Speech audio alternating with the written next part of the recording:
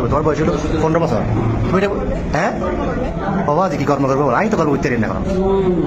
ভাই আমরা কোন প্রজন্মের দিকে আগাইতেছে ভাই? দেখছেন এই দুইটা বাচ্চা, একটার বাড়ি কুমিল্লা, একটার বাড়ি নোয়াখালী।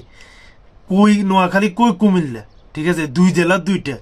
এরা পালাই গেছে, তাও একটার বয়স 17 বছর, একটার বয়স 15 বছর। কিন্তু বিশ্বাস করেন এগুলোর বয়স 15 বছর না 17 বছর না, ফোলাটার বয়স সম্ভবত 14 কিংবা 15, আর মেয়েটার বয়স 12 কিংবা 13 বছর।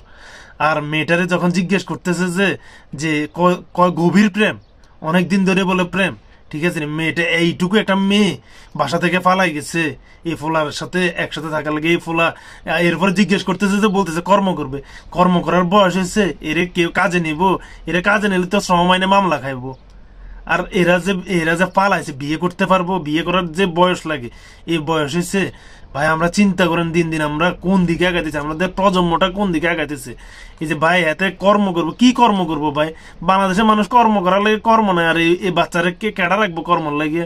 চিন্তা করেন এই বয়সে যদি এগুলা ফালানির মতো এত জঘন্য কাজ এরা করতে পারে, ভাই এরা আমাদের বয়স আসলে কি করব? চিন্তাটা করতে পারতেছেন? আল্লাহু আকবার। আমি জাস্ট এদের কথাবার্তা শুনে আমি শকড হয়ে গেছি ভাই।